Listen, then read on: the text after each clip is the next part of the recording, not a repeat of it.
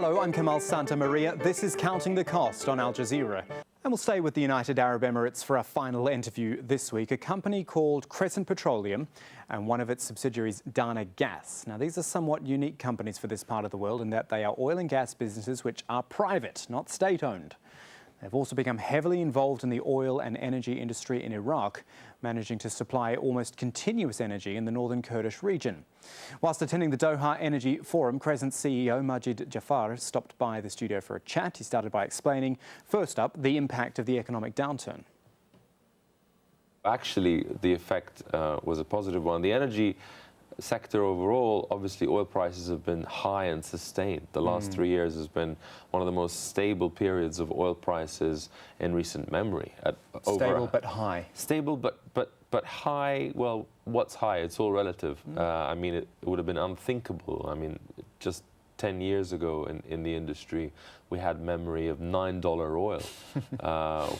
And today, you know, that's a movement, that's potentially a daily movement in oil prices. But what's more important for both consumers and producers is stability. That enables you to plan both your income and your expenditure.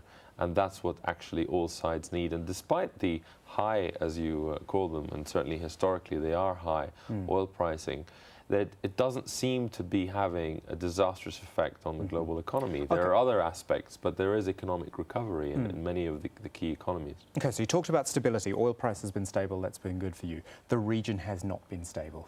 As simple as that for the last 2 years, more than 2 years now. How has that affected your business? Well, as regional players, we've always prided ourselves on addressing local needs first and foremost, whereas some of the big international companies are just focused on exporting, whether it's via LNG.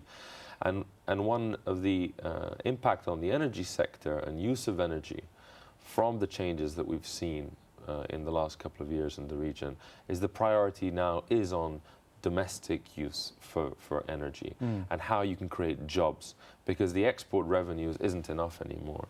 Job creation, particularly tackling the youth unemployment issue we have in the region, is a policy priority for all governments. So how to use your oil, your gas in value-added investments, petrochemicals, heavy industry, which gives you more job creation and higher economic value add. And this is where, as regional private sector players who understand the local markets, who have good links to governments, we feel able to play a role. What about wealth returning to the people? We know oil can create great wealth.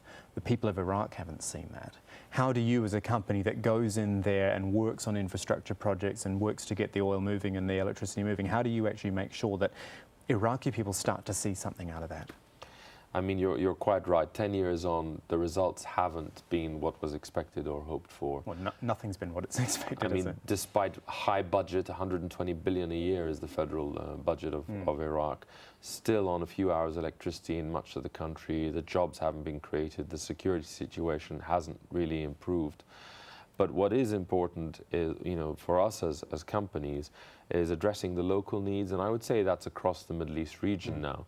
You can't just rely on your contract and the ministry staying the same. You've got to make sure you address the local needs in the areas you operate. That's your best security.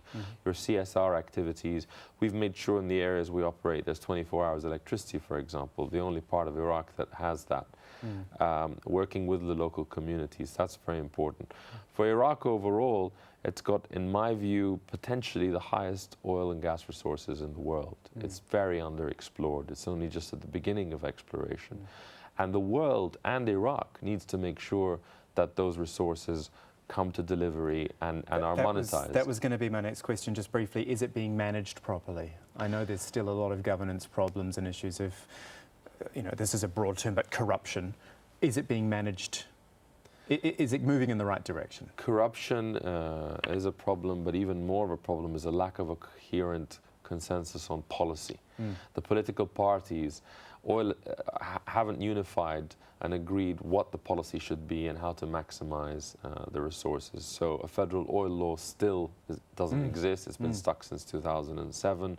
How to manage the revenues, they're meant to be shared according to population, according to the Constitution. The mechanism for that isn't yet in place. So instead of being something that unifies the people and that they all have a common objective, it's become a cause of political bickering. And there were targets of 3 million barrels a day back in 2009, 6 million barrels a day in 2012. We're barely over 3 million barrels a day today. Still the second biggest player in the region and of growing importance, but the potential hasn't been realized, and it needs to be realized.